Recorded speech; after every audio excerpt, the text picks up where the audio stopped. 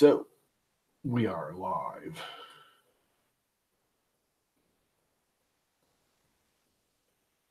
Live. Everyone's live. Hope no one will come because everybody's packing for MRRF. Except me. Not going to MRRF Waaa. So, anyways, on other news, I just uploaded everything in all my modeling releases to Colt. And actually, they did it. They got in contact with me and said, do you want to put your stuff on our site? And I said, sure, but I don't have the time. And I said, as long as you give us permission, we'll just do a copy paste off of Thingiverse and upload them all ourselves. And put your name on it. You just have to make an account and we'll tie it to your account. And I'm like, go for it. So now all of my models are now on Colts. And I'm actually printing right now a new, slightly edited, very slightly edited because it actually works now, Hawk, Flappy Hawk. And I'm going to put that up there. I ripped it off of my mini factory because in the, 2 weeks, 3 weeks it's been up there. It had a whole 5 views and like 1 download. So I pulled it off of my mini factory. What's up, Burning Gems? Yeah, I'm using Thingiverse less and less and less. I'm still gonna put the files up there if they're free, but it never works. It's always lagging. Everyone's crying about it. And between my mini factory, Colts, Pin Shape, all the other ones, I'm really leaning more and more toward Colts. It's a pretty good setup. It's an easy site. I like my mini factory too, but it's too I don't know how to describe it. It's not. I like it, but it doesn't. It's not getting the publication, the publicization. What's the word I'm looking for? The advertising I'm looking for. Not that it matters to me. I mean, I do most of my stuff for free. I am going to put this up when I get it all built. I'm actually going to do a proper tutorial, a proper assembly instruction, not just the crappy little video I have now. And I'm going to publicity. That's the word. I'm going to put it up on Colts, and I think I'm going to charge a couple bucks for it. What's up, One Raz? I think people will pay $1 or $2 for this, as long as it works and everything's functioning. It's a pretty decent model, and it's kind of cool and fun. It's worth a couple bucks. It took a lot of work doing this, believe it or not, getting the balancing out. It should be better now. It wasn't perfect, but it should be now. I did a little bit of editing to it this last time around, which really kind of irks me. And that's another thing is I did the gold one, which I built in and strung on live streams. God, I gotta lose weight. I'm all fat. I sent it to a friend of mine down in Florida 2 weeks ago. The box still isn't there.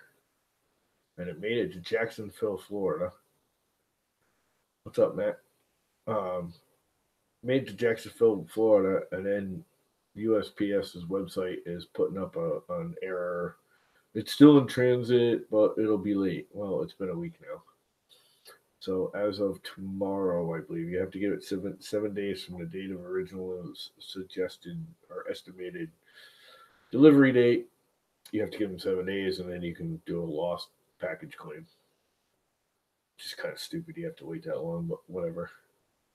I didn't send it any fast way. I sent it the slowest way it could go. But it was $18. I mean, it was a big box of stuff. But the golden Flappy Hawk, that last one I just did, was in there. And it kind of irks me, to be honest with you, that they lost it. And this thing is running so beautifully.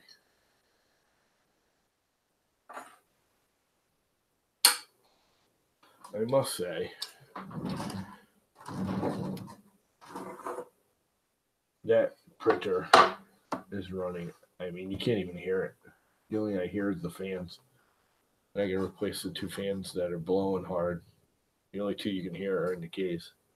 They're actually louder because they're in the case. But yeah, that printer's printing beautifully now. So, I mean, that's just gorgeous. What's up, John? So yeah, I think I'm gonna put this up and charge for it. It'll be like $1 or $2. I think I'll make it $1.99. I think I can. I think people will pay for it as long as it actually works and everything. So, what's up, Rover? Um, yeah, and I'm not going to MRRF, as all of you probably already know, even though I was originally planning on it because I just simply can't afford it. We just got whacked again yesterday, and other bills that were a surprise.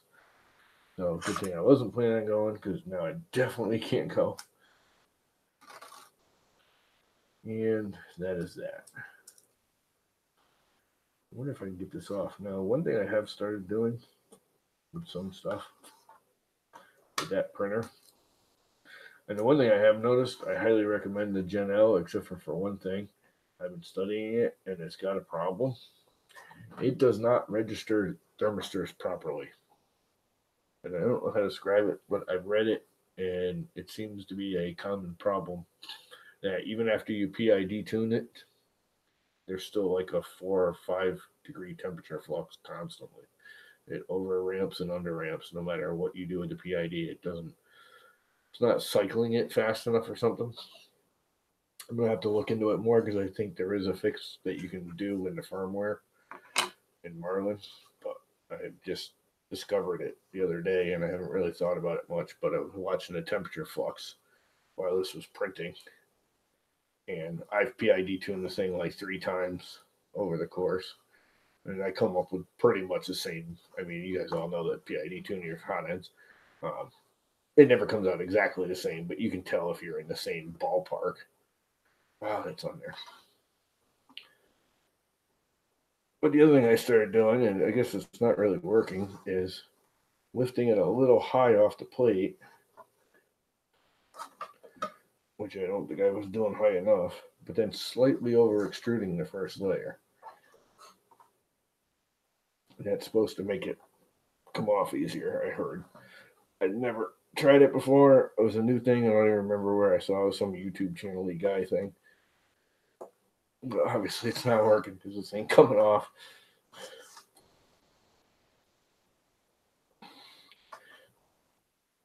And yeah, John, you should yes, I do have a heater block sock on it. And again, I'm pretty sure I've read, and I haven't really gotten into it a lot, but I read more than one thing says I just let it auto PID tune. Matt, they do it. They you can do it right through the. I mean, Marlin does it himself. With I do it through the Pi. And all my other printers are stable as hell. That thing doesn't fluctuate a degree plus or minus. And the max micron might be plus or minus 1 or 2 degrees when I PID tune it. And this is easily plus or minus 2 to 4. It usually fluctuates about 2, and it's a nice even wave. It's not like it's going and doing the odd. It's the exact same. It's always 2 above, and then it drops to 2 below, and it's 2 above, and then 2 below. Never hairspray. I will not use hairspray on anything. I wouldn't use hairspray in my house. I do construction, and I see what hairspray does to houses. Hairspray is the enemy of your house. If you're going to use hairspray, please take hairspray on glass, which is fine. I mean, it works. I know it works. But spray it outside. Do not spray it in your house. If you've done construction as long as I have, particularly back in the 70s when it was big, 70s and 80s when big hair was big, But you can always tell a person that uses hairspray in a house when you go in to remodel it. And even today, I can tell you, I can walk into a room and say a girl was in this room and she used hairspray within a minute of walking in there, because the stuff gets everywhere. It atomizes in the head, and this comes right off anyway. So I'm just fighting with it because I still haven't gotten this thing perfectly set up on the height. I do have a setter for it now, at least. I just was printing quickly. And this is cheap blue tape too. That's not great. But I'm going to use it because I have it. I mean, it holds beautifully. That's the problem, is it holds too well. That, and I over extruded the first layer on, so I'm trying something new. I saw a video, and now I can't remember who it was. It was some oddball YouTuber I'd never seen before. I was watching it. He's like, oh, try, over extruding the first layer, like just 1.101 or 102% extrusion, and lift the nozzle up off the build surface. I'm like, I'll try anything once. And it actually works good. I mean, it holds better, and I'm not.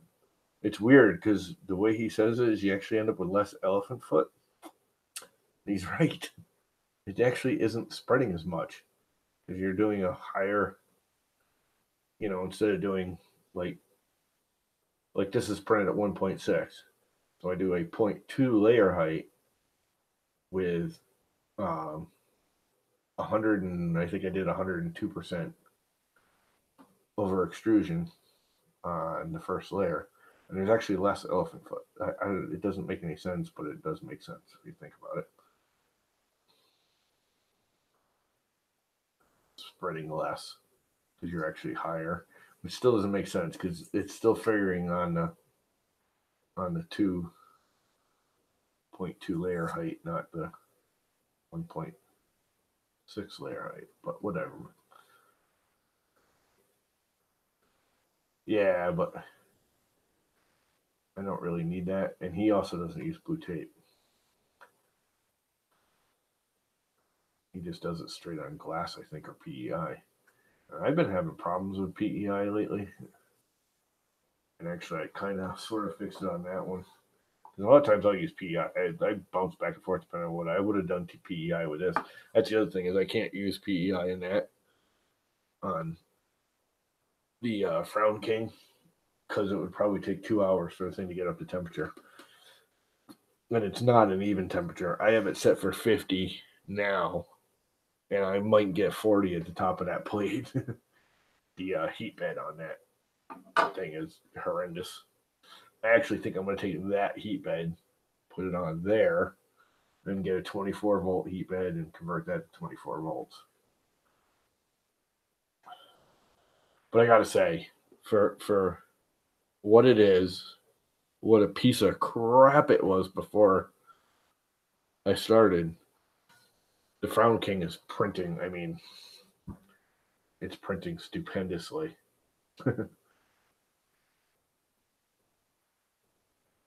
I mean, the only issue I have now is the blue tape, which that doesn't bother me. A little rubbing alcohol and let it soak. Comes right off. Yeah, I wish I was going to freaking MRRF to talk to people. The other thing is, I don't know if you guys saw it today because it just got released. And it makes sense now that I think about it. Joel, 3D Printing Nerd, did his video with protopasta. I had problems with protopasta, certain protopastas. This is not, I kind of like this better, actually. This very much looks like the protopasta Galactic Empire purple. It is not. This is the Snow Labs and the Myth, whatever. Very similar color. It's almost exactly the same color. The only difference is the silver specking in this. And it does have silver specks. You probably can't see it in the light, but it is. Well, you can sort of see it there. There's much less of it than in the protopasta. And I like this better. I just like the look of it better, but it prints easier. The Protopasta, I had to crank it up to 140 or 240. You have to print. They just did a thing with Joel about that and why you have to crank it to 240. But they were talking about the Prusa, and I don't have that's an E3D hot end, but I don't have the Prusa heat break. I have the standard heat break on it, and actually that now has. I took the standard heat break out and I put a lined heat break in. Wiley's here. What's up, Wiley, Mr. Buttram? Um,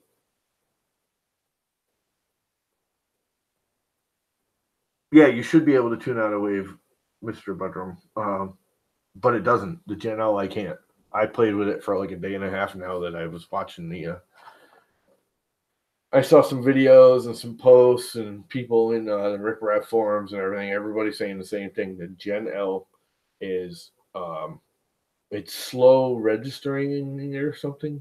The cycles, like they do 60 cycles a second or whatever for the thermistor, and it's only doing like 20, so it's not registering it as fast, or it's really not a big deal. I mean, 2 to 4 degrees fluctuation is not that big a deal in anything I'm printing.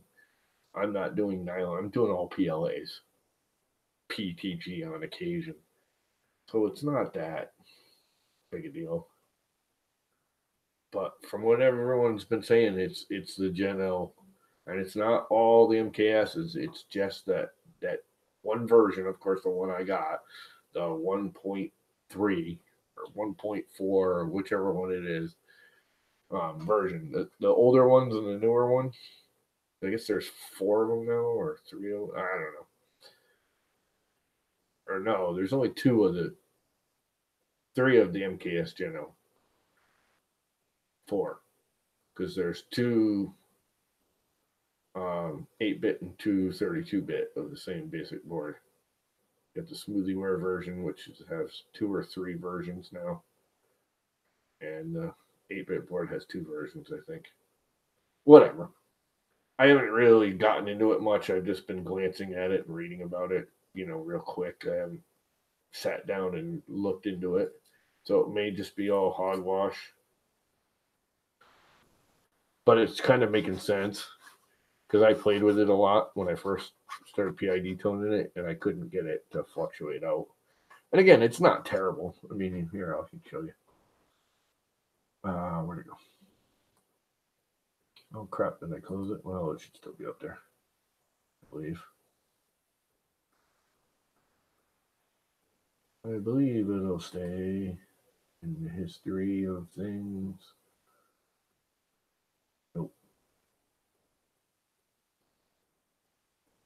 No, it doesn't show you the history. Oh, yeah, it does. A part of it. Here, share screen. Here. And you can see it's not terrible. I mean, I've had worse than that. I ran the Max Micron for probably 2 years before I even learned about PID tuning. And it was way heavier fluctuation than that. And it printed fine. I mean, it prints fine. I'm not having any problems with it. But I would like a more stable wave. Is there a way I can zoom in? I think there's a way I can zoom in, and I can't remember how.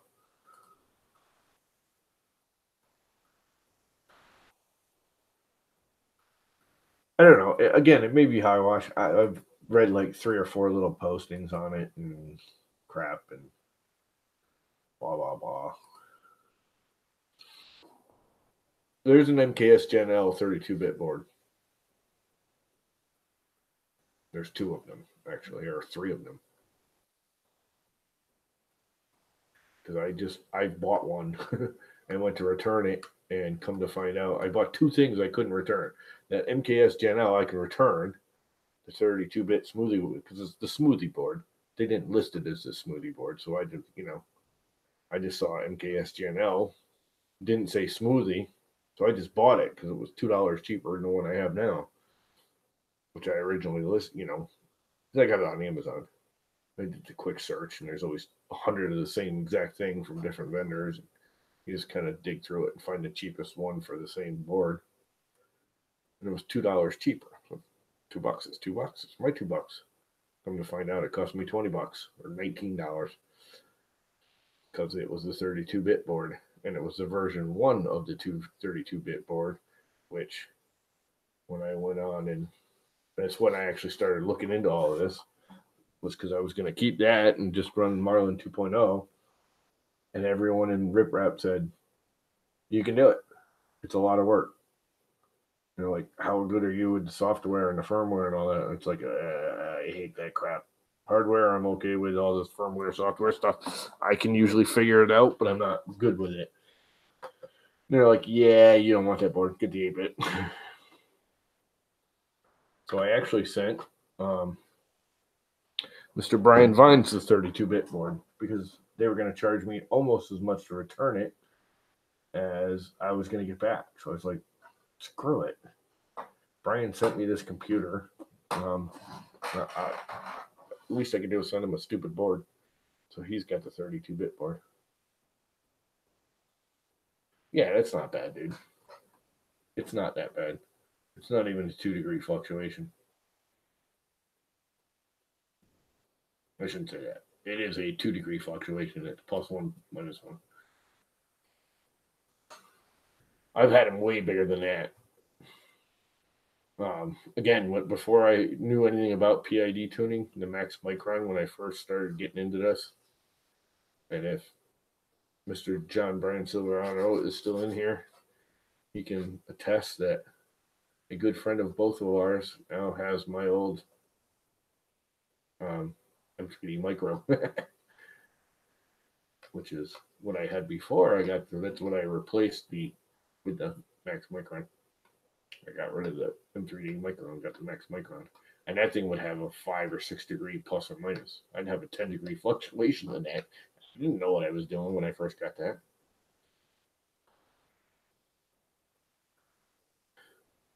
Yeah, John, if you're still in here, you should do a PID tune on a little monoprice, which is fairly easy to do.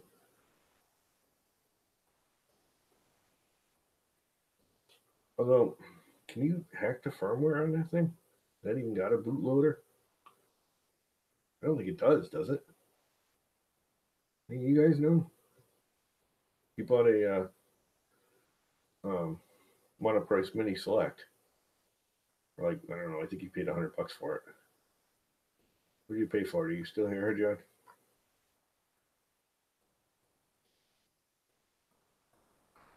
Which it's worth. When everyone's like, oh, it's so tiny, and he's already having that problem. He hasn't even had the thing a month. He's already like, it's too small. But you know what? Everyone I know that's gotten one ends up keeping it and still using it. And I believe even this will fit on it. You just have to do it like it would just fit on it if you went diagonal across the corners. And it's a very capable printer for what it is. I mean, it's tiny, but it's a very, very capable printer for its size. It prints very nicely. Although I do hear it's kind of like the Creality ones with their Melzi boards. Matter of fact, I think it is a Melzi board, isn't it? No, what's in the monoprice mini select? The Melzi board. The Melzi boards are one of those that work really, really, really good until they just don't work at all anymore. Which he's already returned it once. I gotta say, I was surprised how fast he got that thing back. Monoprice had him ship it back, and they sent him a new one. God, I don't think it was a week total turnaround, was it? I don't think he's here anymore. I think he's off cleaning his garden or woodworking.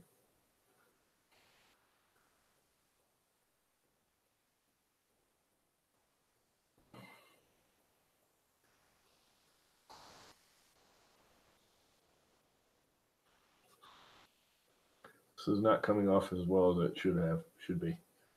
Which means I must have had it a little too low. Usually I could just take a wet paper towel like this and rub it on it and it peels it right off. think I need to raise it. Well, although this is HTPLA, I keep forgetting that.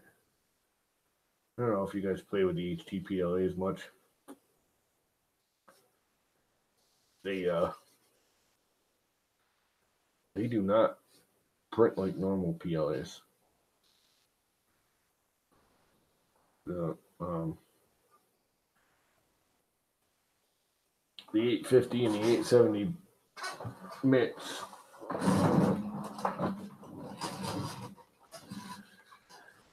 is much more sticky. It's smooth. It's buttery. It prints smoother, but it supports stick to themselves too easily. Very hard to get supports off of HTPLAs, and it sticks to beds and nozzles a lot more. But it does print butterly smooth. That is pretty. Printed very nicely. Can you even see that? It looks blue in the camera. It's not. It's very purple. Like a real deep, dark, almost black purple. I like it. I like Snow Lab. I think my next order of filament will be from Snow Labs. These two wings. This is printed gorgeous. I actually lowered the temperature a lot. I've been reading on that too. And if you print HTPLAs a little cooler, they don't screw up as bad. Even though they're HTPLAs, you don't need to print them as hot. And they can be annealed.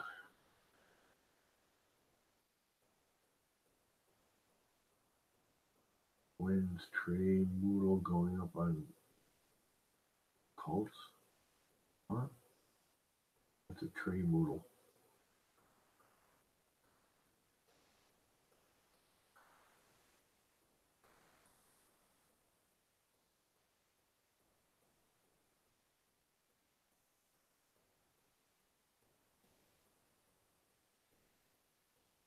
Oh, and the model going up on. I'm going to print this one. I'm going to build it and make sure everything's functioning because I did do a couple of minor editings. I moved the holes like a millimeter and changed the hinge just a little. Probably after the weekend's over. Still got to print the whole thing and make sure I didn't make it worse. Make sure I actually did make it better and not worse.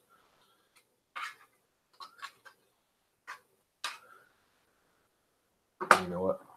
I think I will retape this right now and print the tail and stuff.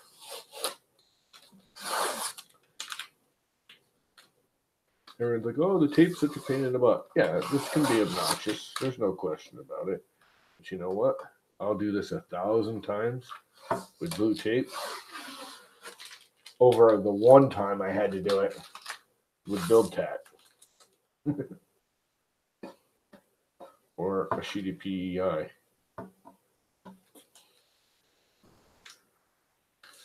Like I have PEI on that. And when that PEI sheet's dead, that whole bed plate is going. It's just why I stick it on the cheap magnet plates now, which I haven't done to this printer yet. I will be getting it. I've actually been thinking about getting like the Wham Bam system, and not because I want their flex plate, but because I want their magnet. I'd like to do what's his names too, but it's just so much money. And I don't want the whole, all I want is the magnet. I want to do my own plates. I don't really need the stainless steel flex plates. Regular old sheets of crap work. Sheets of steel. They don't even have to be spring steel. They work just fine as long as you don't overdo it.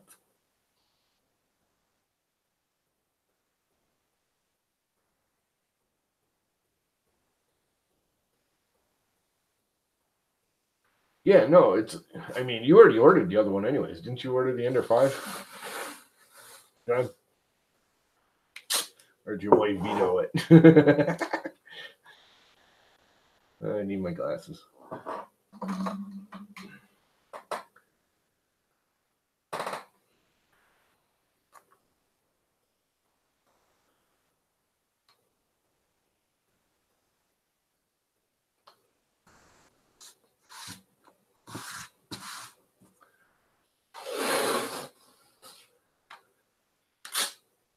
Yeah, I'm multitasking too.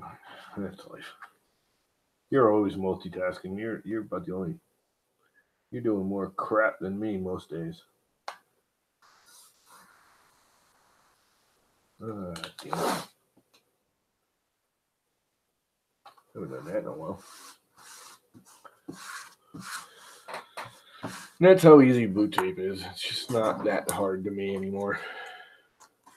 I mean, I guess I got an advantage because I've been working with boot tape pretty much my whole life, so I definitely have an easier time with it than a lot of other people do. I need a new knife blade.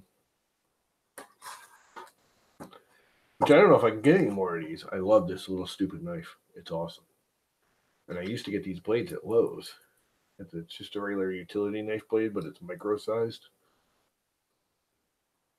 And I'm down to like 1 or 2 blades. And I went to get a pack of, you can buy them in packs of 5 or 25. And I went to get a new pack, and Lowe's ain't carrying them no more. I don't know if Home Cheapo does or not. I didn't go into Home Cheapo.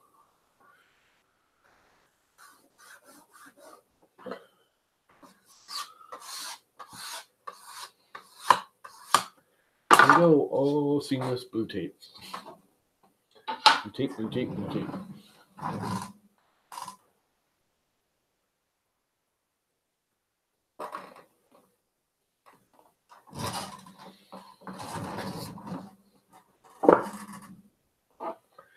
But yeah, I need to get more blades for this thing.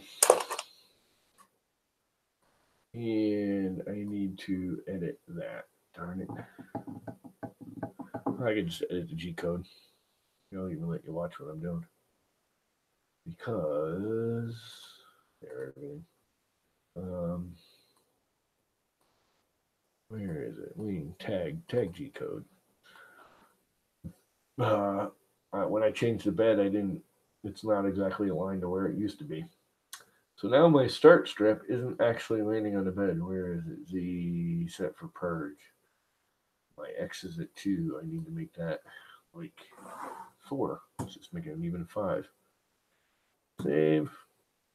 Now I'll actually hit the build plate. Then we'll close the following. Yeah. I wonder why I close it. I did save it, didn't I? No, I looked into the office today just in case my cat something.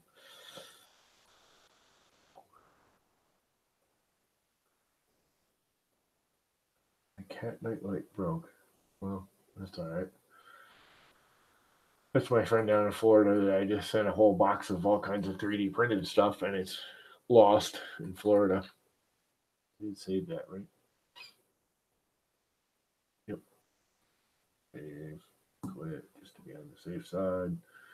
Let's delete that. Let's delete that. Let's heat this puppy back up. Do the bed first because this bed is terrible. It's about the worst thing left on this Frown King is that bed. That bed plate is just. But 5 is an odd number. Yeah, and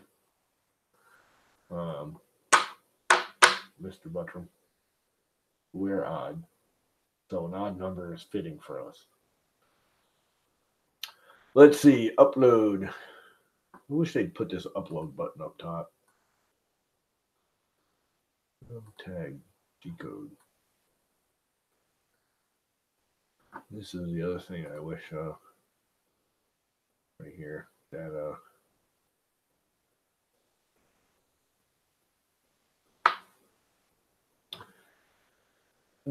yeah, Duet would do.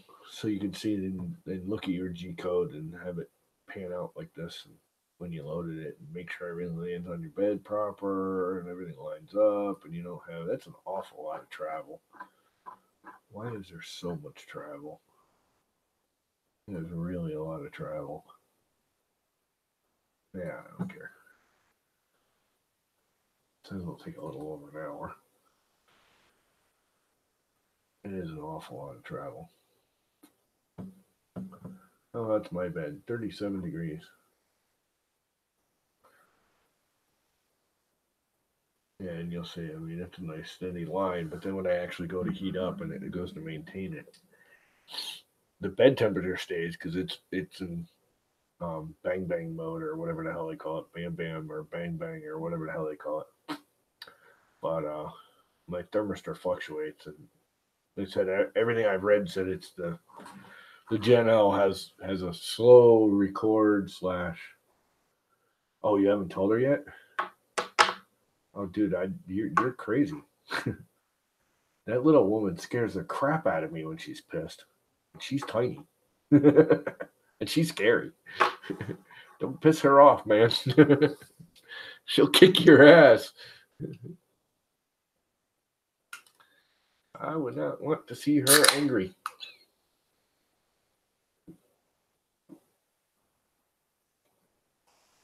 Well, you should be getting it pretty soon, shouldn't you? Where'd you order it from? You ordered it from that 3D printer store online or whatever, right? One of them. That's actually where I got the Max Micron. It was 3D printers store online. I think it was their 3D printers online store or something like that. I had it in less than a week. I was surprised coming from China.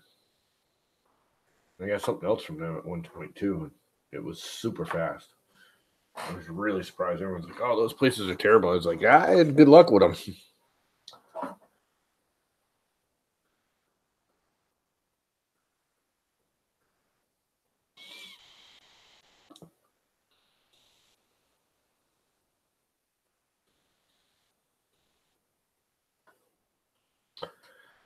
So yeah, there is that.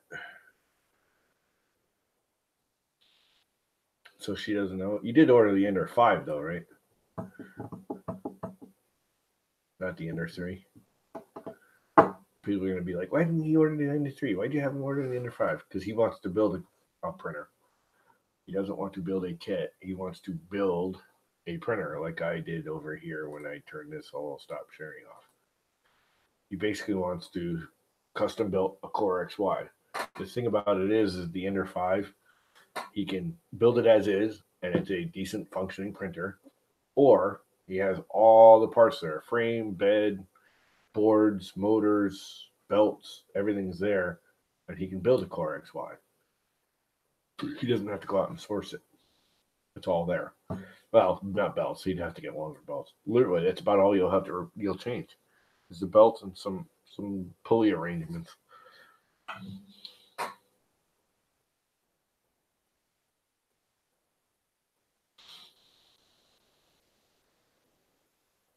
That's what I do. I mean, you just saw it. I put blue tape on the glass. I used to do glass. Glass works. I mean, you guys would cry if you've seen how many beds I've tried. I've tried every kind of bed there is. I literally have tried them all. I have PEI. I have blue tape. I have flex steels. I have. Oh God, I've tried Lexan. Lexan actually works really well if you're not doing a heated bed. The minute you heat it over 50 degrees, it curls. But the Lexan was like the best. What else did I try? Build tack in at least a dozen knockoffs, and they all work. I've tried hairspray and glue and on glass and mirrors and oh God, the Z plates. I still have the Z plate around here somewhere. They all work. They work well. Blue tape is the most reliable of all. Every single thing, PEI, glass, I've always had it at least once or twice, a corner roll up. I never have blue tape have a problem. The hardest thing about blue tape is, like I just did, I have to retape it every once in a while. I usually get about 15 or 20 shots out of it. I will say this particular roll of blue tape is some no-name knockoff that I got off of Amazon. I don't know what brand it is. It just says Pro Tapes. I have never gotten more than like 2 prints out of it. It's much rougher. I don't know if you can see it.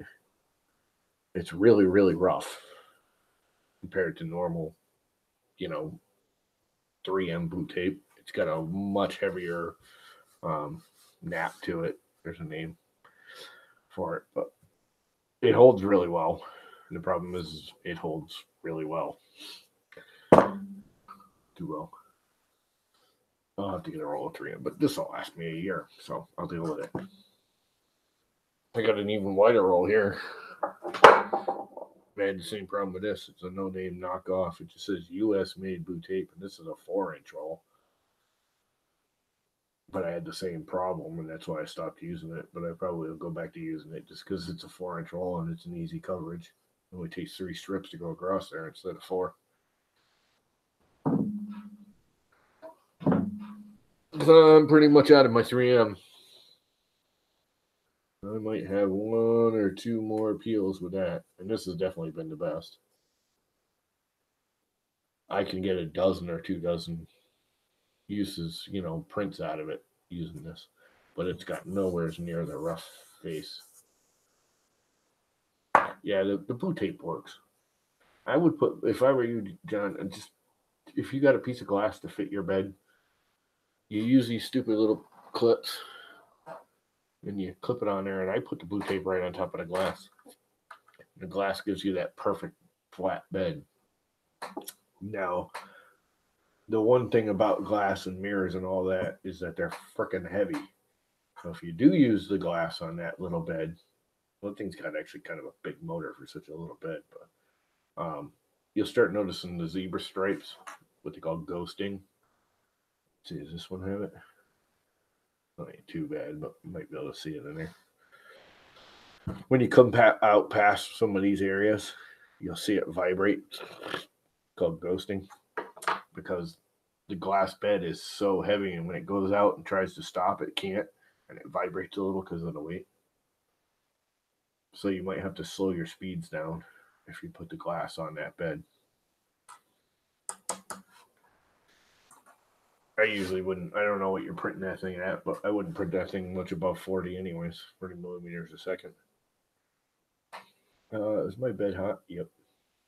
Let's heat up the thing. I have the tag loaded. It is loaded, correct? Yes. Just hit print, let it go. That's only an hour. What's up, Robbie Mac? Hey, did you actually do a true much better than one I never finished bobblehead? Someone told me you actually made this work better than I ever got it to, because I kind of stalled on it and forgot about it and gave up on it.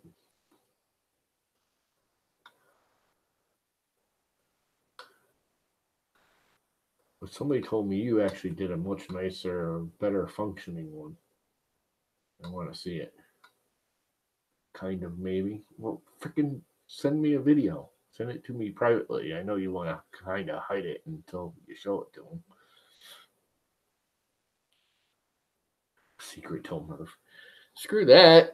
You're stealing my designs. You stole my design. I at least have the one.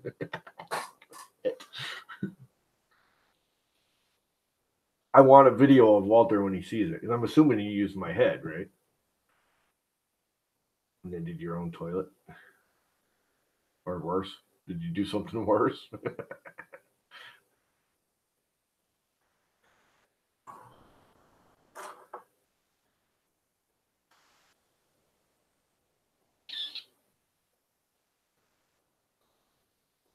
Did you do something worse?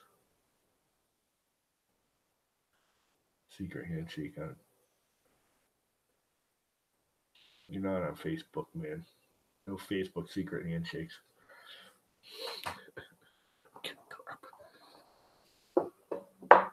I just don't care anymore. Just don't care anymore. So, yeah, that's life. Almost 8 o'clock. Hey, look, it's going to start printing. Can you guys see that, or is it going to breach out because of the light?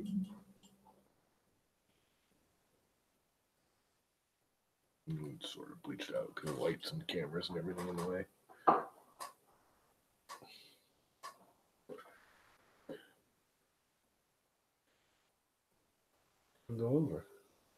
I start the wrong freaking file like a dummy. Okay, that's the right file. Why didn't it go over far enough? It still squirted off the edge of the bed. Oh well. That is life. It's printing. It looks just fine.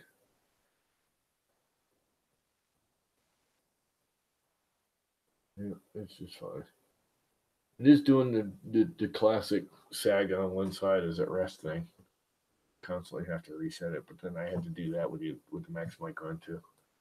Where one of the lead screws as it sits and rests, it starts doing this on one side because the side with the motor and or both motors basically when it homes, both motors are on the one side of the x-axis, and then the motors go into sleep mode or rest mode or whatever they call it. It kind of droops on that one motor, the z-axis. Every once in a while, I got to reset the z. You guys really can't even see that, can you?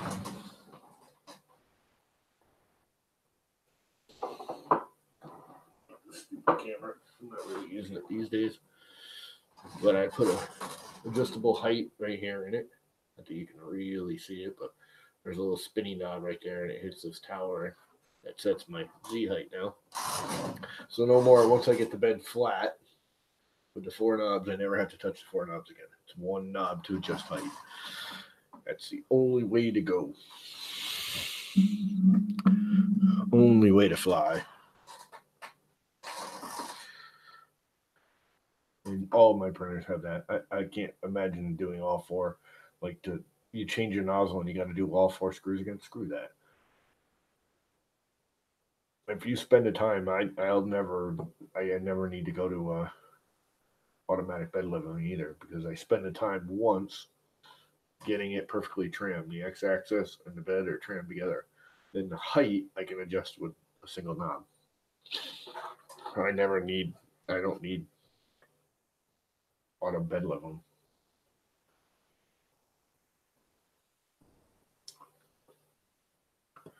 The poppin' gnome in a toilet.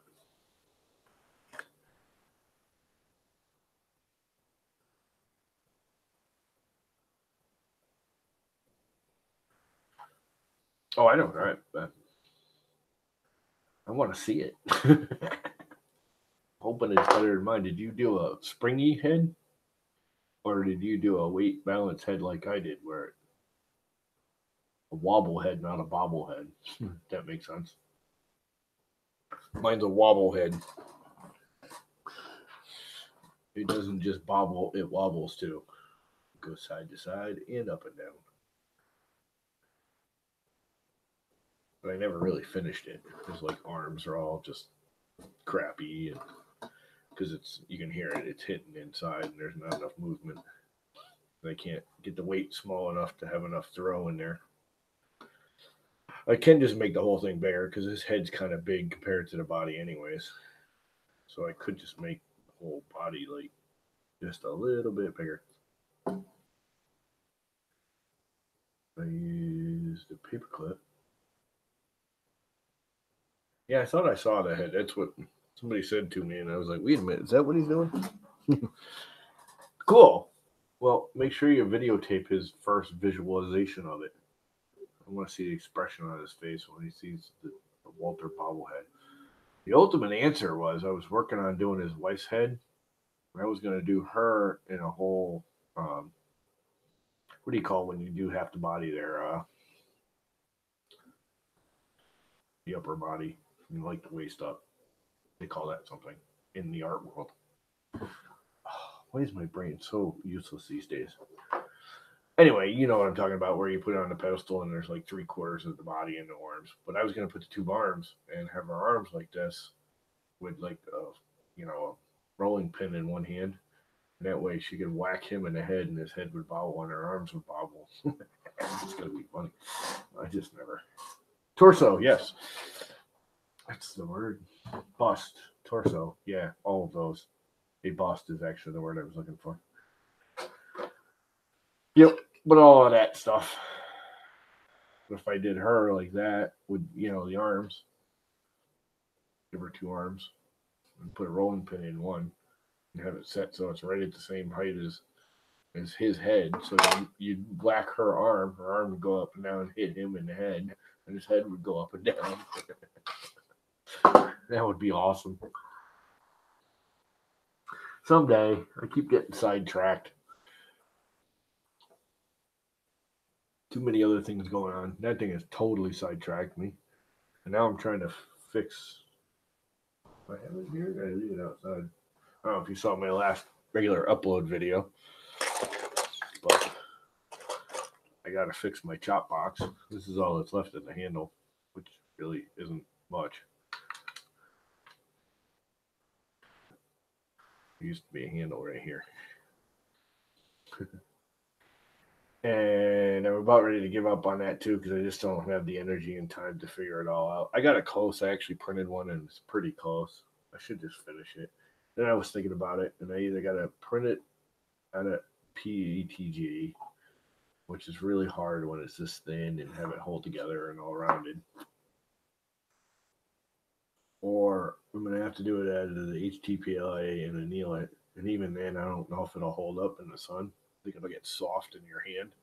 And the thing's always out in the sun, so I may just have to bite the bullet and spend the $25 because I can buy the handle. It's $25. It's $12 a piece for each half. Just put a new handle on it.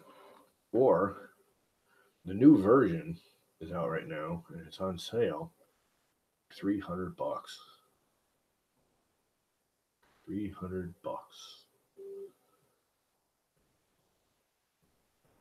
for the Itachi, which has got a really bad rating review because everyone's saying they can't square it, but I know how to square it. And I've squared one of those before, and it isn't easy, and it takes some Dremel work. Why is that skipping? I think it's so silent. It's freaking me out when it actually skips on the. I don't know why it just skipped. The extruder hasn't skipped since I put the MKS Gen O board in there. It just skipped for some reason.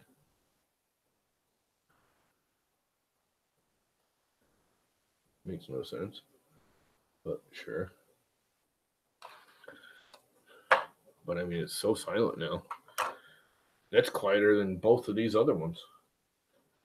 That's like the ultimate. That MKS board, I would probably get the MKS 1.4 over the MKS Gen L now that I've seen it. But with the 2208s, they're quieter than that, and the Max Micron with the ING board on it is. That thing's dead silent moving. And I did nothing. I didn't set any of the. I did it as the direct replacement for the 4408s or 4494s or whatever the cheapo ones. I didn't do any software or firmware settings. I just plugged them in, and then I shouldn't say that. I did go into the firmware and I set the four axis is XYZ and extruder. And I just clicked them, but I didn't go into the advanced stuff. I didn't rewire it. I didn't make it so I can adjust everything. It's just always on stealth chop. I don't know, man. I mean, I like it. Don't get me wrong. That's what's in there. It's the Geno.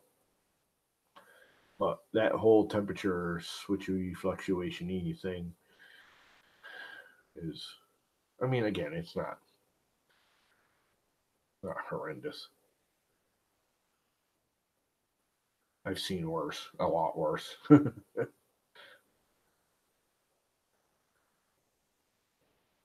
Like, a lot worse. I mean, that's not terrible. It's fluctuating about 4 degrees, plus or minus 4 total. And it's really not even that much. I'm actually watching it, and it was just at 216. Now it's down to 215. It's holding at 215, which it's set at. Just dropped down to 214. A lot of times it'll drop to 213 before it kicks in and out, but it just went back up. So it's only fluctuating 2 degrees, plus or minus 1 right now. Just, I mean,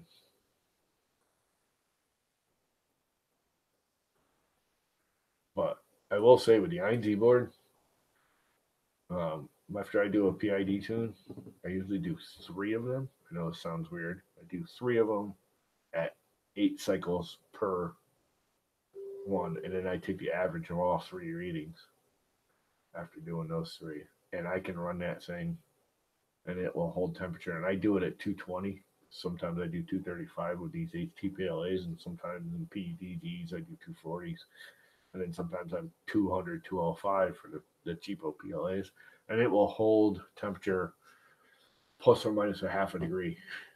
It's just like you look at that graph and it's almost perfectly flat. It'll just be a slow, gradual, wavy thing. I do it with the fan on or the fan off. I've actually done both with this one. I usually do it with the fan on with the head about 10, 15 millimeters off the build plate. That way any, air that's hitting a model bouncing up is doing it off the plate too. And I've done it with and without the sock on. I've done like, I don't know, like 15 with that. And I can't get it any, but that's the best it's been. And again, it's not, I'm just being nitpicky now. It's not terrible. It just went to 217. So it's still in plus or minus 2 degrees, which isn't. It's a 4-degree swing. It ain't gonna hurt nothing on anything we're doing here. And if I slow it down, it's printing at 60 millimeters a second right now. If I slow it down, that'll fluctuate out too. I'll get a smoother line. Some of it is just, I think that heater can't keep up with it too. And that's a stock heater and block.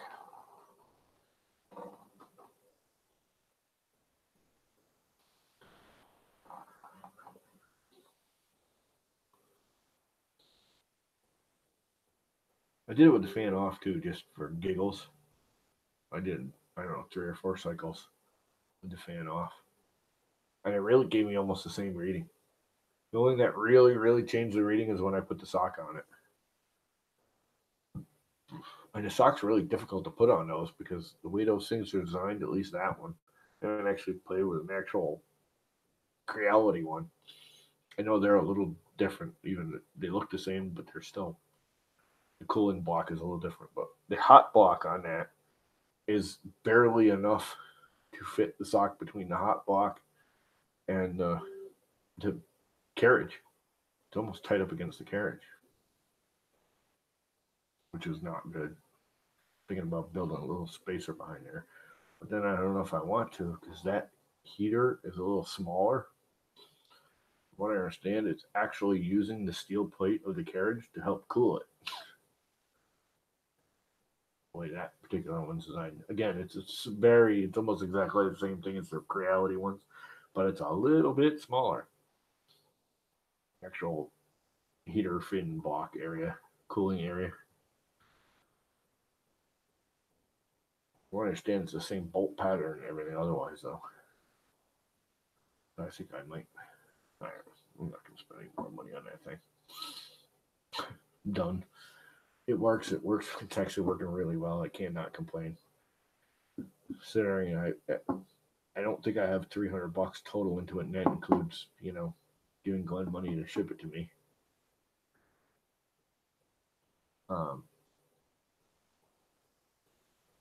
It's probably more than $300, but just a little. But I don't even have that. The only thing I really bought was the screen and the MKS, the board and drivers, because everything else I had. I've got all. You can see it's all 2020 bed wheels now. I put 2020 extrusion on it. This is all our V groove. This is V groove now too. I replaced the X carriage rod here because it used to be just that T groove crap. And now it's V groove with V groove wheels and double bearings and all 9 yards. Or it used to be the T groove little skinny wheels with a single bearing, and they were loud and obnoxious. And this thing's got 8 bearings on it now. That thing is so stable you couldn't move it if you wanted to. The whole frame jiggles before this bed moves.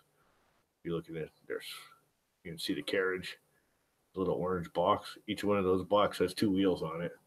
There's 2 on this side and 2 on the other. That puppy is stationary now. Although the actual carriage is pot metal. I couldn't believe it. It's not even like stamped aluminum, which is lighter and rigid. This is like cheap sheet metal steel. You grab it and you can take your pinky and bend it. It's so flexible. When I first did this, I couldn't get them tight because I didn't realize that I had to over tighten it because the metal was flexing.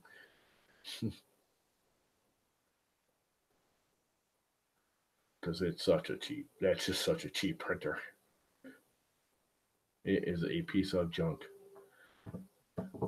I would not recommend anyone ever buying an ANET A12. Just don't do it. Unless you can do like I did and get it, for $50 and then rebuild it. Because you're going to spend another 100, $150 on it. But now it's worth it. I mean, it's a 300 by 300 by 400 print area. Quiet as hell. I mean, right now it's actually better than a CR10. When you get right down to it. The CR10 still uses the damn Melzy boards. Which again, Melzy boards work beautiful. Right up until they don't. They're loud.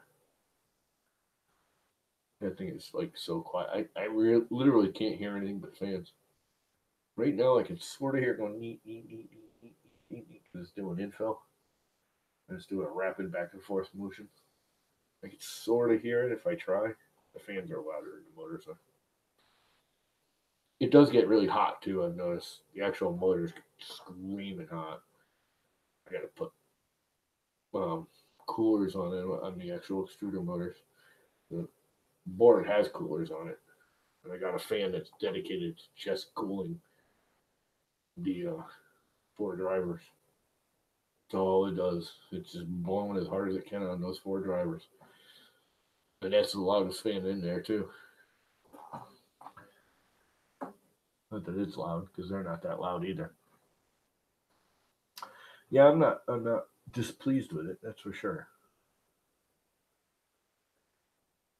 If I may actually get the direct drive kit, or just make my own direct drive kit, and if I can convert that to direct drive and have it run as nice as it is now, even if I have to slow it down, right, like 40, 45 instead of 60 or 70 millimeters a second, I would seriously consider getting rid of the Max Micron and just keeping that, because that prints just as well. The only thing I cannot do with that right now, so I haven't tried it, but I don't think I would try it, is I can't print flexibles with that. Again, I haven't tried it. But the Max Micron prints flexibles like as good, if not better, than PLA, which is awesome. Awesome, I say. Awesome. Simply awesome. Anyway, it's 8 o'clock. It be 8 o'clock on a Wednesday. I don't think there's anything to watch. Oh, this thing got to run for. Says there's an hour left at 21% done.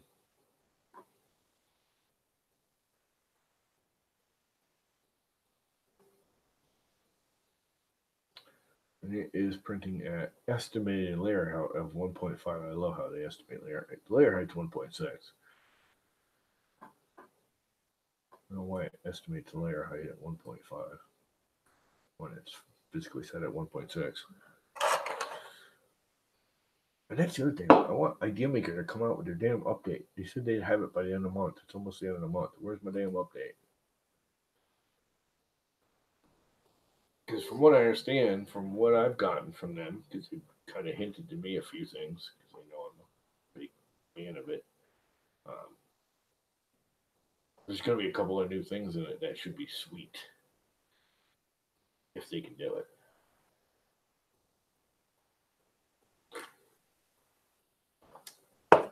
I gotta get in there really good graces and start beta testing for them. That's what I have to do. I would love to beta test Idea Maker. I think that is the most promising up and coming slicer there is right now to replace S3D. Have you guys seen S3D's posts on Twitter today? We're trying to do some kissing up. They were all bragging about um, Make Anything, how he does everything with S3D, which is kind of funny because even he's like, I'm kind of gonna bail on him pretty soon. Fix their crap. I don't know. What do you guys think? You think S3D is going to go over in the next couple of years? I have a feeling they're going under. I don't think they're going to survive.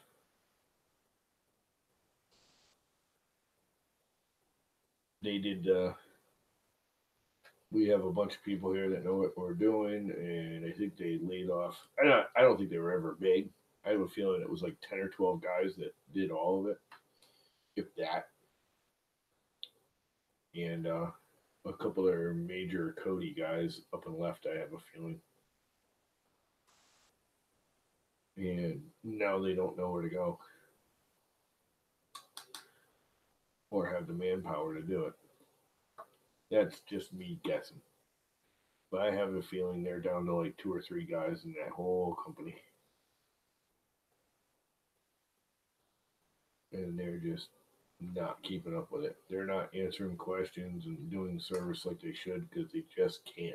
They just don't have the time. And they're not willing.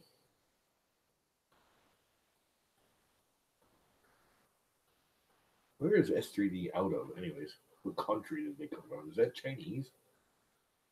I always thought it was Chinese, but I don't think it is.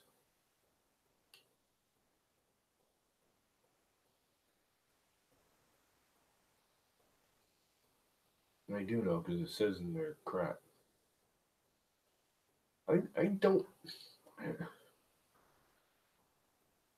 I kind of never really liked S3D. I bought it years and years and years ago, and I very seldom used it. I did use it on occasion. I used it right up until I found Idea Maker for supports. I love the supports. Idea Maker has the same supports. I think they work better actually.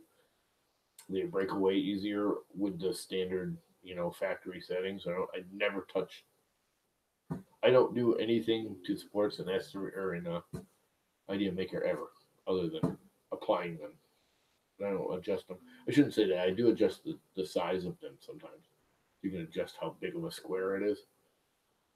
And sometimes I want more than what it's doing, so I'll kick it down from the 0.4 or the 4 millimeter square to like a 2 or 3, so I get more in there.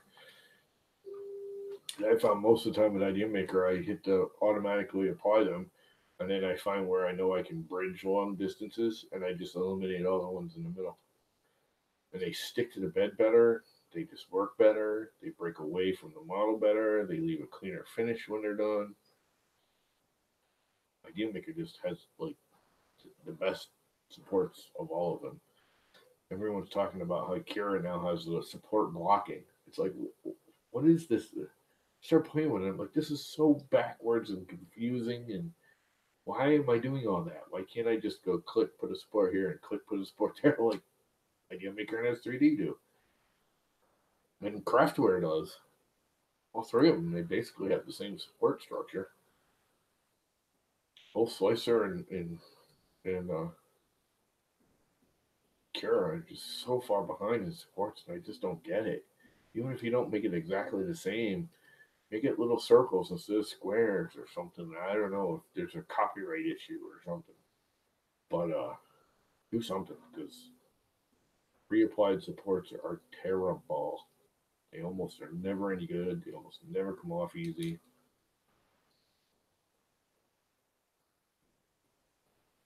Curas have gotten better. I will say that, but I still don't. And it's not even that I don't want all the sports. I'm worried about breaking them away because sometimes I add sports from what Idea Maker applies. but I want the option to do what I want, one. Or two, I can cut the speed way down. You know, if I know it's a big bridging, like a gimmick road, you know, let's say I have a 3 or 4 inch square, an idea maker, I could just put a square of supports around and it will bridge it.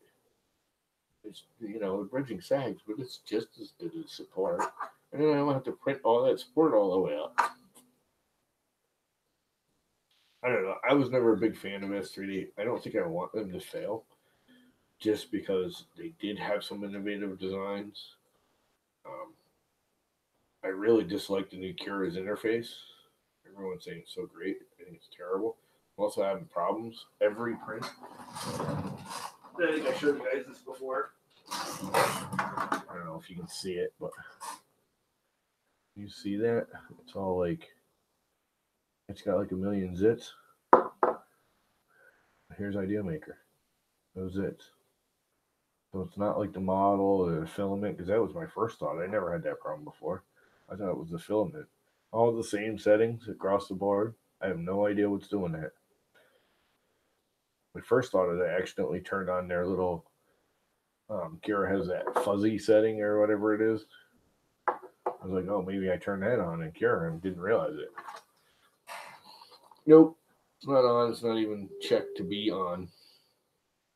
So I have no idea what did that, but it was the same layer heights, same top bottom, same speeds, same infill, same everything, same temperatures, same filament, same, no difference. And yet, Kira, and I've had other stuff, which is weird because this came off of Kira, and it is absolutely perfect. I mean, that's gorgeous. I mean, the screws and the nuts that fit in there fit perfectly. I mean, it's just like golden. But then I do anything organic, and this is not the only thing. If I do anything organic at all, it's not a perfectly straight line, I get those zits in it with Kira 4. Where Idea Maker is just golden. I love this filament. Polyalchemy is the king. I am going to try some of them aftermarket ones though, because I keep looking at them. And Neary there at Earth had this exact same color. I think it was 3D Solutech or something, silk satin, whatever, which is like a quarter of the price. Because not only is it cheaper, it's like $10 cheaper, but you're getting a full roll over Polyalchemy's 3/4 of a roll.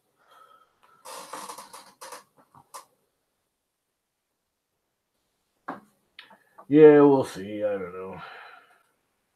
Will S3D fail? Will they succeed? Will they recover?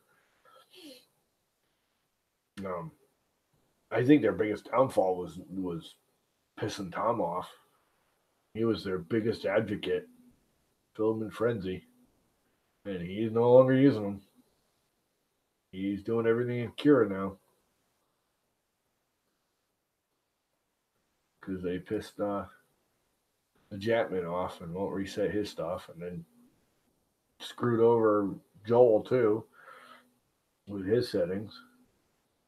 And now Joel, the 3 big ones that used to use it, Joel was a big advocate for S3D. Angus was a huge advocate for S3D. He doesn't really use it anymore. And Filament Frenzy. I mean, Filament Frenzy, Tom was king for promoting S3D. And the stuff he was printing out. Silk Ultra, is that what they call it? It's almost, what color did you get? You get this color? When I looked at it, because he had a roll of this, and I hadn't gotten this roll yet, I literally picked this roll up at MRRF, or IRF. He had a couple of huge things printed in it, and it looked like the exact same color. I mean, I'm sure if you held them side by side, you'd see a shade difference, but, you know, it was a light baby blue silk color. And it's only what, $27 I think a roll, $28 a roll on Amazon. Let's find out. How much is it on Amazon? Excuse me. Amazon. Oh, shouldn't have done that, but that's all right. Let's just type in silk. You know what else I have is the CC3D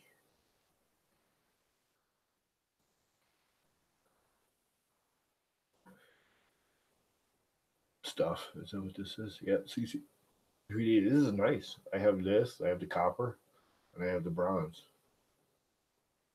and this one, and they're really nice. They're not the same sheen as this though. It's close, but it's not the same. I kind of like this antique gold, although it looks almost the same, don't it? What's up, red light?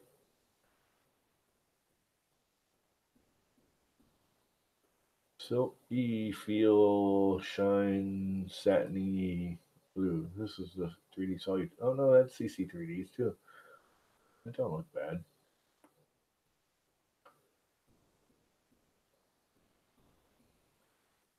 Now, this is supposed to be a silk rainbow one I heard too, huh?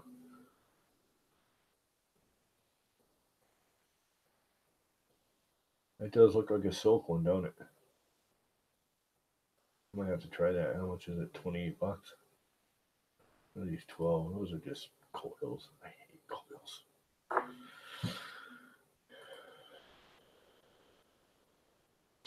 I kind of want to do this silky silver too. Strong Heroes got their silk. Keep calling this Eeyore. Yeah, one. This is a sun top one. That looks very similar to my color here. That's only $20.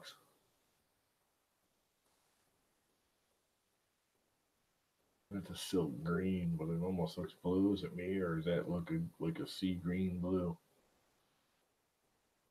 That's actually not a bad color for $20.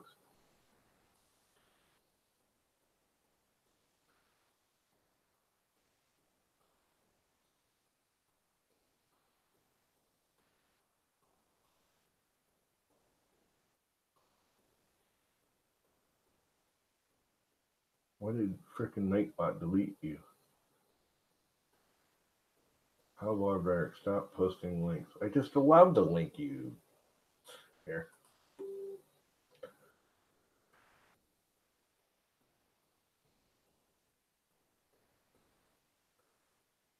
Clicking on the wrong thing. Add moderator. Now you're a moderator, so you won't get screwed anymore. Oh, it timed you out. Holy crap. Oh, that's the white one. Oh, it's a Nightbot thing. I've got Nightbot at the stock setting. I never changed anything. You're a mod now. I just made you a mod.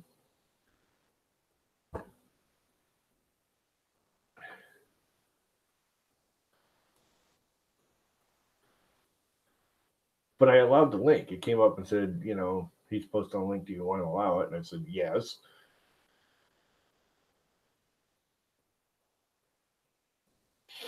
Silky white. No, that's CC3D too. I like the CC3Ds.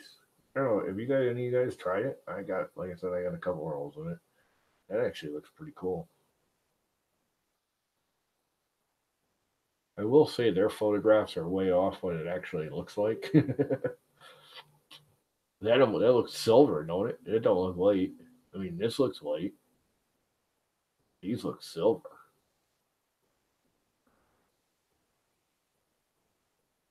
$25. Hey John, did you ever use any of that besides the one you screwed up of the ones I sent you, the silks? I want to try this one too. I keep seeing this like red one.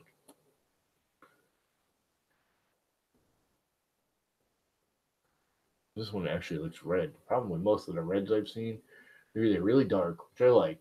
I mean, I love the Merlot from um, Polyalchemy, or they look pink. If they use a regular red, the minute you print it and you add the silky texture, gives it a pink sheen to it. And this one's kind of pink too, ain't it? Yep. Well, that's more red than most. The Polyalchemy's true red is pink. It's just pink.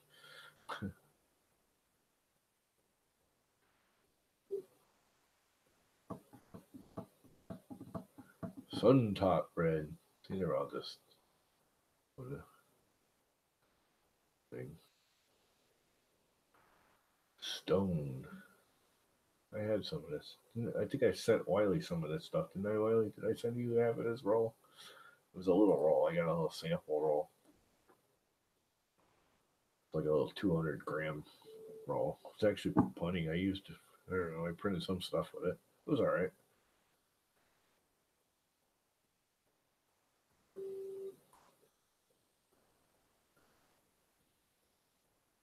Oh, silk like polymer. Currently unavailable. Of course it is. The first red I actually saw that looked red. And it looked pink. Ain't smart. Oh, yeah, those got silk too now. I forgot about them. Silk Jade. Oh, that's CC3D too. I guess that's the new popular silk here.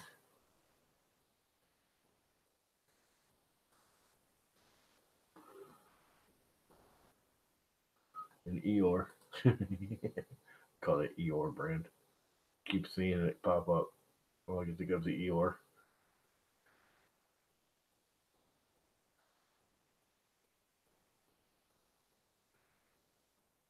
It's not a bad looking color, huh? Bit of a silvery silk. You need to tune their printer and they got some serious ghosting going on. $25. That's almost $15 cheaper than um, Polyalchemy. And okay, wasn't it just blue I clicked on, and now it's a black one? I kind of want to try this too. I've seen this one before. It's clear with the glitter in it, but it's not a real heavy glitter like the um, Protopastas. I think is over glitter. I mean, there's a lot of glitter in there. Don't get me wrong, but if you look like that one strand on the very outside edge right here, it's truly clear with some glitter in it.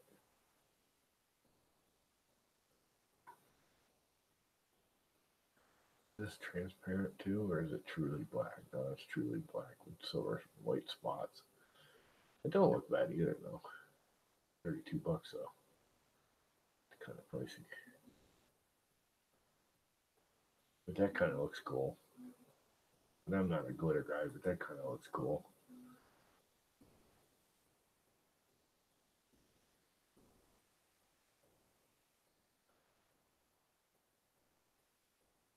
That looks pretty neat. Anyway, what's Frown King doing? 51% printed.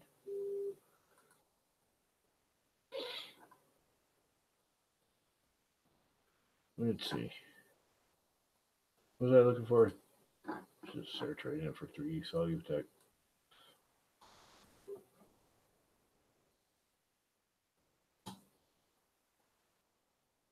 ED Solutech, yes, that's what I meant. Natural clear.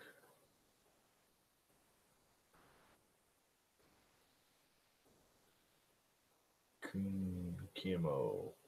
This blue looks pretty interesting. Nice color. $17.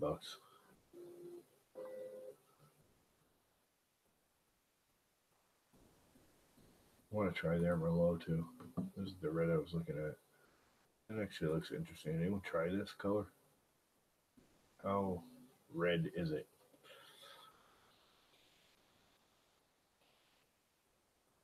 It looks like it's a a bricky kind of red. It looks almost too faded. Hatchbox. They're weird. I wonder what's going on with Hatchbox. They keep coming and going.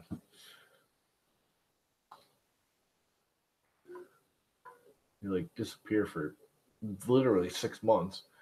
All of a sudden they'll come back with a wham bam.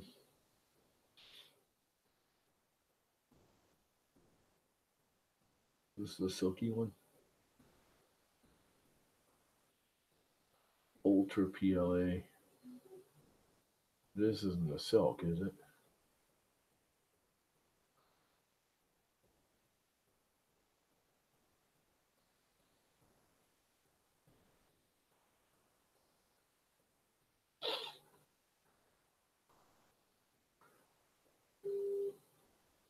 See-through filament. I didn't even know they were doing transparent.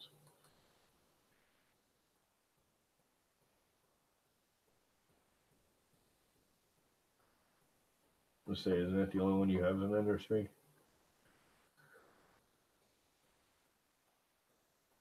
You're getting some sweet ass prints out of that printer, by the way.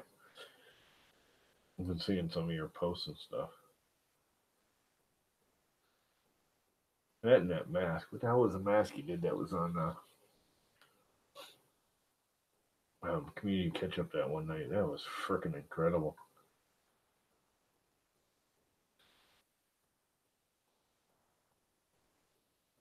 I can't believe you got that thing that smooth out of an Ender 3.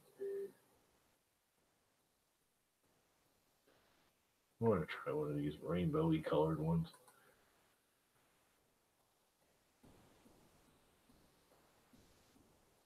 Now, how is that possible? It was obviously done not with a rainbow colored filament, but with a multicolored printer. Because a rainbow colored filament would not select the veins of the wing like that. I hate it when they do that stupid shit. It's just insulting our freaking intelligence. I mean, this I can sort of see, but even that's backwards. Oh, it looks like they printed it on its side.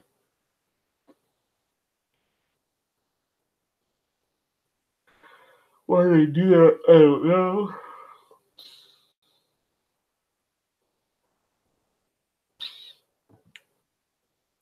Yeah, well, that's what Brian wants to do. He was looking into an Ender 3, and I convinced him to get the Ender 5 because it was either he wanted an Ender 3 to get the bigger thing and just build, but he's like, I really like to build a printer. I'm like, well, get the Ender 5, and then you have all the parts, and you can build a Core XY or a, but the parts are there. You don't have to build the Ender 5. You can just take the parts and build whatever you want with it, and everything's there. But I still think you should build the Ender 5 as is, learn it, figure it out, and then mod it.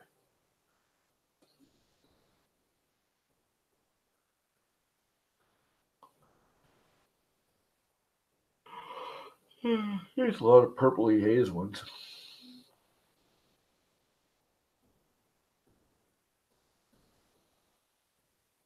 I like all these rainbowy ones. Zairu, $20.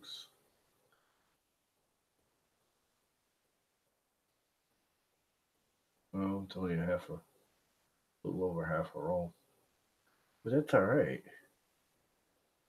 See, that don't bother me because I don't think I'd use it a lot. Because I'm not sitting on a huge roll; it's just sitting there rotting away. And I'm guessing they transition the colors more that way because it is a smaller roll.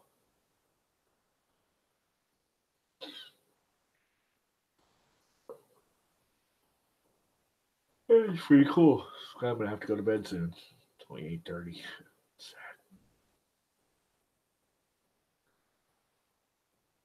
Blue. Inland. Transparent magenta. EETG. This is supposedly a really nice color, actually. I have a few inland things. I have some inland white. It's about the only inland I've ever bought. I mean, there's nothing wrong with it, other than there's nothing right with it either. There's just nothing special about it. If I were painting stuff, I'd probably use England. You know, if I was printing it to paint it. No. What does a wolf 3D sweatshirt have to do with filament?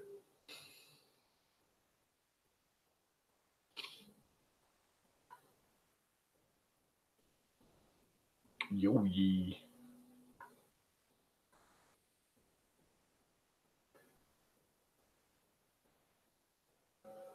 3D Mars. All right, enough of searching through Amazon. I'm not buying anything this week, anyways. It's 8:30. I think I'm gonna kill it, guys. Go watch some BoobTube and assembly for the hot end. What hot end do you have? I gotta get you on here. We should go over your whole printer because I know you pretty much modded the whole thing like I did my Max Micron. There's not much left of the Max Micron on the Max Micron. There's the base frame and the little metal bracket for the extruder. The whole extruder is new. The motor's new. Box are new. Heat brakes new. Yeah, I built my own extruder. So the actual, just the little angle bracket, the rods and everything have been replaced. All the carriages, just there's like a little sheet metal bracket that holds everything. That's the original. The feet, the LCD screen, the original LCD screen. Board's been replaced. Power supply's replaced. Actually, that's using the Max Micron's original power supply. That the Max Micron's on 24 volt now. And it's all been replaced.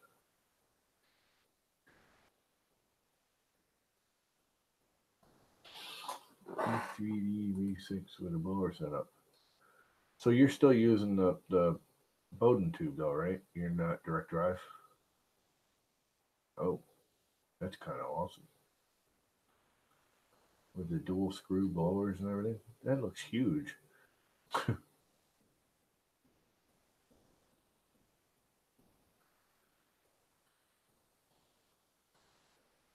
You're not going to MRRF, are you?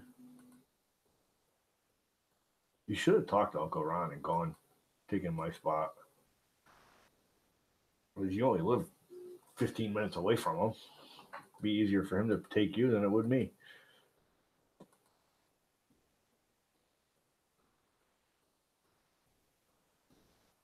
There's nothing wrong with the original board. Everyone busts on those boards. I'll tell you what, the Melzy boards, again, I'll say it a million times, they work awesome up until they don't. There's just one day it just won't go on. It'll go poof, a little cloud of smoke, and that'll be that.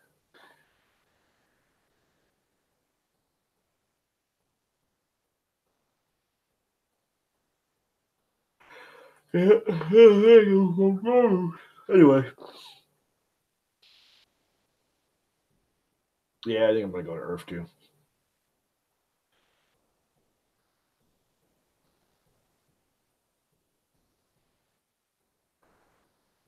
I went to Earth last year, but I don't think if I go this year, I won't be displaying.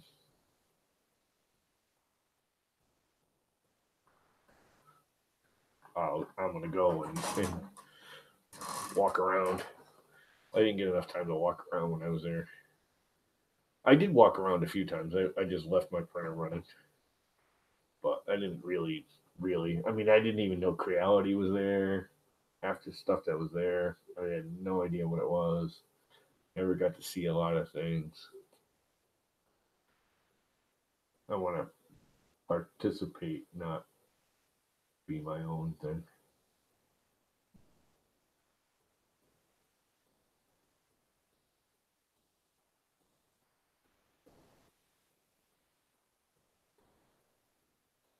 Yeah, I wouldn't change it. The only reason I changed this from the because I had all the Max Micron stuff in this, and it was running fine. I mean, it printed beautifully.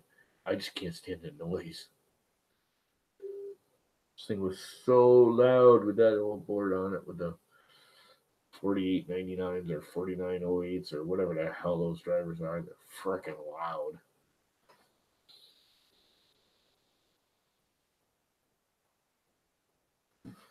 I rented a car to go down last year to Earth, as it was actually cheaper than driving my van. Because driving my van at 10 and 12 miles per gallon is not an intelligent thing. And all in all, I mean, I went down early. I went down on Wednesday. Um,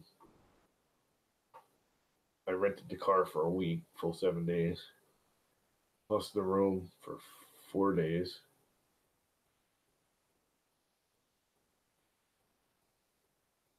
I think it was just under $1,000 for everything. And that includes the whatever it cost. What was it, $5 or whatever to get in? Actually, I think I gave him $20 for my table. I just gave him a flat $20 to get it. Help support the whole endeavor. And I mean, that's including food and everything. That's me eating and going to McDonald's, going out drinking a couple nights with everybody at the bar there. I don't think I spent $1,000, which yeah, I rented a car to drive down there. That's not bad. And actually, the car wasn't. I think the tolls were like $200 freaking dollars.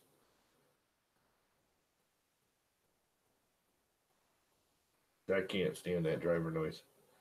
I can't hear. I'm fifth sensitive hearing. I couldn't sleep with this thing. I mean, this thing's quiet as a mouse right now, and it would still keep me up all night.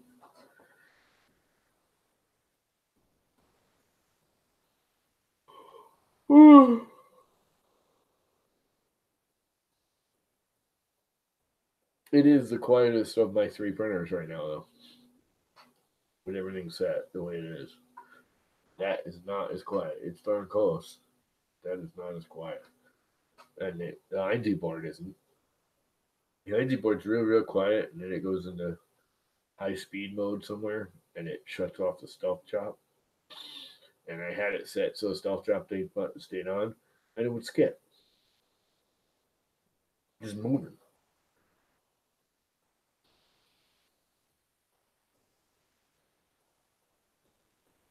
I'm really liking that setup with the 2208. It's just plugged in, no rewiring, no. Just plug them in as direct replacements. Go in and rolling, and just tell it the 4 of them are the 2208s, and that's it. Don't go into the advanced. Don't play anything with the TMC driver settings. Just tell it that's what it is and leave it at their stock settings and all the advanced config set up. So, and it's running beautifully. I mean, ridiculously awesome. Way better than I ever expected it to. Way better. Way better. I mean, that's really good. Oh, it's hard to see. It's even got, when I designed it, it even almost looks like feathers because of the texture. It's actually ramped deliberately to do just that, make it look like feathers, sort of, maybe, sort of. Fly, birdie, fly. I'm gonna go because I'm going in here. It's 8:30, a little after 8:30 now. We're in overtime. I really don't want to do this for an hour, so I'm gonna go. I'm gonna probably do it every night this week because all them guys are going to MRRF. So a lot of the regular streamers won't be streaming. So if no one else is streaming, these were printed on the Frown King. The Frown King. That thing right there, red light. It's a really crappy ANET E12 that is no longer crappy because I completely rebuilt the thing from top to bottom and modified the crap out of it. There's not much left of that. That's original. The motors, the wiring harness, and the frame. Drivers are all new, boards all new, fans are all new, extruders new, wheels are all new. No more stupid. That was its biggest problem. Was one of the biggest problems was I had the 8mm rods, 500 millimeters long, and they were so flimsy. The actual weight of the bed sagged from 8mm rods. They would travel along. You just watch the bed drop as it got to the middle and then come back up. Yeah, hop on with it. Just something to do. I'm sure those guys. I mean, sure they're gonna stream at some point. I'm sure you're gonna start seeing them on location Murph stream. So if they're streaming, I won't. But for the next, today, tomorrow, and probably Friday, we'll start seeing streams Friday, I guess, probably. But they're just, I don't know. Some of those live on location ones are kind of hard to watch. I can only watch Walter driving down the road for so long. I don't know about you guys, but someone, when you're sitting there chatting with Walter and he's at his desk and he's doing stuff, it's interesting. When he's just driving, no interest. I mean, I like seeing it.